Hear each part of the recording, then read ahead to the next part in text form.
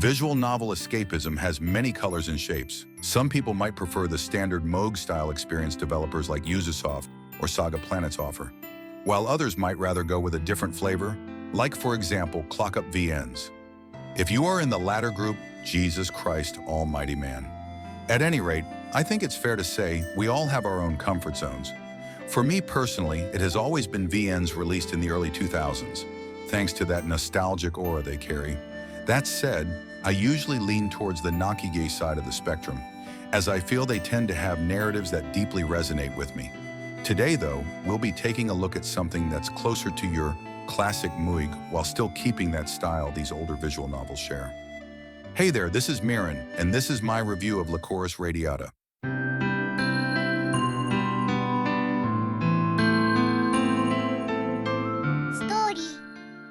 The story opens with Touwa, the protagonist, embarking on a soul-searching journey across the open sea. He's a university student who's about to receive his teaching license, but questions have been plaguing his mind. He is unsure whether this is truly the right path, feeling like, up until that point, he's been simply going through the motions. Now, however, he finds himself in a bit of a predicament. His ship is stranded in the middle of nowhere, the sun is beating down relentlessly, and there's not a breath of wind to be felt. Exhausted from rowing restlessly for hours, he desperately prays for a breeze, or at the very least a single cloud, to slightly cool down. Suddenly, as if his pleas had been answered, the sky darkens, and the wind picks up. A storm is brewing. Before he has the time to prepare, a swift gust knocks him off balance, and he hits his head against the boat, blacking out. When he regains consciousness, he finds himself shipwrecked on an unfamiliar island, with no sign of life anywhere nearby. After exploring the vicinity, he stumbles upon a grand mansion, home to 3 sister maids who live there alone. They decide to take him in, offering him shelter while he works on repairing his ship with the hope of eventually setting sail once again. Something that this premise makes very clear is that this will be a story about healing, both figuratively and literally. The atmosphere feels appropriately warm and cozy, giving the sort of vibes only early 2000s VNs can replicate. Needless to say, the main appeal of this title is the focus on maids. This is a type of character that's really commonplace in the erige medium, or any type of otaku media for that matter. There's no denying that the power fantasy that the master-servant relationship offers is an important factor in their popularity, but their charm isn't limited to simply that dynamic. Fundamentally, in the classic maid portrayal, they take pride in their professionalism and diligence, making those little glimpses of their true personality all the more appealing and relatable. It is essentially a different variation of the much sought-after Gap Mo. This is something that can be as subtle as stopping using keigo mid-sentence or being unexpectedly clumsy at one of their main duties. Lycoris Radiata is the type of visual novel that understands this sort of appeal and thrives in it. The majority of this narrative consists of the interactions between the 3 maids and the protagonist, with the first third or so of its runtime being nothing but slice-of-life scenes. I feel like in most other cases, I would have craved for something to break the monotony, even if it was just one random H event. Surprisingly enough, I found myself completely okay with the story taking this repetitive direction. The reason, as it always is, was the excellent chemistry between the maids. You see, each one clearly embodied a different level of seriousness, ranging from extremely diligent to diligent yet relaxed to completely carefree and mischievous. This made most interactions feel rather predictable, but I actually mean this in a good way. It was fun knowing how most situations were going to end, as this puts you on the same wavelength as the story, creating a connection between the reader and the characters. After all, the goal of the story of this narrative, as I previously mentioned, revolves around healing, and predictability is at the root of reassurance and comfort. Before diving into the characters, something that surprised me was how quickly and seamlessly you got into their roots. The only choices that truly matter are the first 2, which appear during the first 10 minutes or so. I honestly didn't realize this until my second playthrough, which is a statement of how well integrated the entire cast is in each storyline. Although, in a way, this was unavoidable considering the small size of the cast. Besides the protagonist, the story essentially features 3 main characters: Yui, Kukuru, and Tsuzuri. Yui is the older sister and, as expected, follows the Wana-san archetype. Although responsible, she's actually a bit of a klutz with a slightly childish side to her.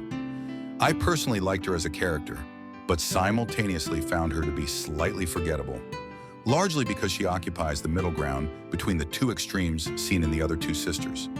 At the same time, she did fulfill that role fairly well. Then there's Kukuru, the youngest sister. She's very energetic and kind of a rascal, often stealing the protagonist's snacks and other food rations he brought along for his journey. When she first appeared, I was kind of worried that her loud attitude would eventually get on my nerves. But I think I've grown to appreciate gremlin-like characters like her. Although maybe this is just some sort of Stockholm Syndrome variant I've developed after having played the Tsuyoka series and dealing with Connie for more than 100 hours. Still, I thought this little goblina was pretty amusing. Finally, there's Tsuzuri, the middle sister. Right from the moment she stepped onto the scene, I immediately liked her. She's strict, but also warm and sweet. In her root, her relationship with the protagonist began on a rough note, which made their eventual romantic growth all the more satisfying. There were also some scenes where she got kind of poetic, and even though they weren't exactly profound, I wish they were more frequent, as they definitely added to the vibe.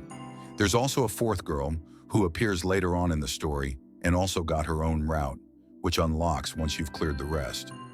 Overall, I think the game feels very throughout, fully extracting all the potential from its premise and cast. It even gave two endings to each girl, and while one is the clear true ending, the others also concluded on a positive note. You've probably noticed that, up until this point, I've been avoiding talking about the story. That's because there's really not much to it. It doesn't take long to realize what the main twist will be about, and while there are some elements that are left to be revealed, specifically the girls' backgrounds, the plot itself doesn't deviate too far away from its slice-of-life focus. Routes also follow very similar patterns and structures, with the main drama always being the inevitable departure of the protagonist. However, I do think it's important to understand exactly what type of game Lycoris Radiata is. This VN essentially follows the generic Era-J formula, which basically means creating 3 or 4 characters, slapping a basic plot on top of it as an excuse for the H content, adding in just a slight hint of drama, and calling it a day. It's a template that many developers followed and still do, since it results in them being able to release more titles per year and maximize the sales. For example, even Terios, the developer of this game, released 3 other games the same year they made Lycoris Radiata.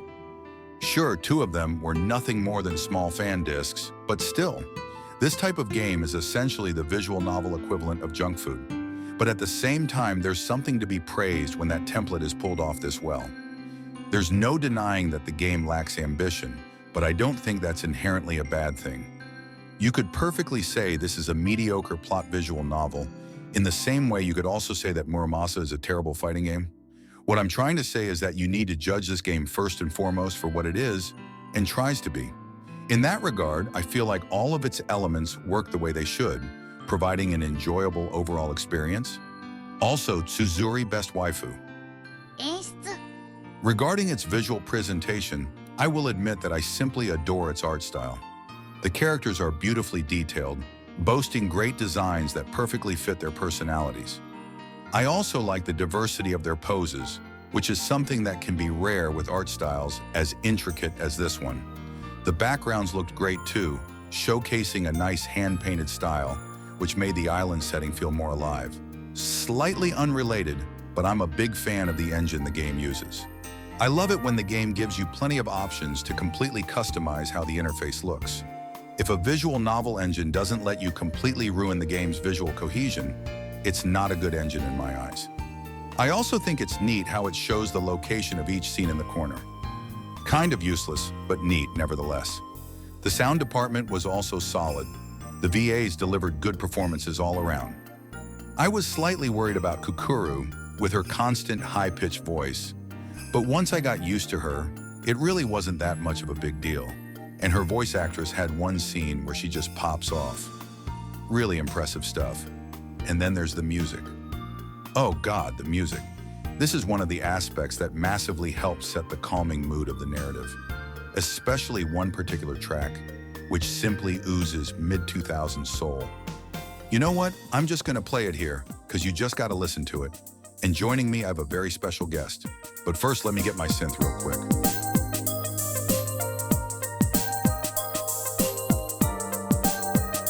All right, Tsuzuri, show them your moves.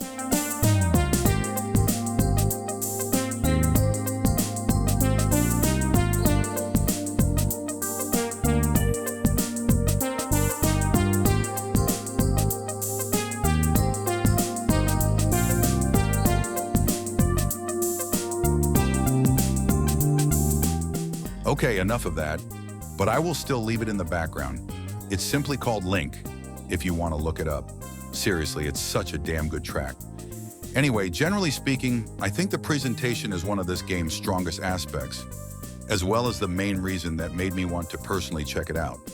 まとめ In conclusion, Lycoris Radiata isn't a game that aims to impress with a complex narrative or deeply intricate character conflicts.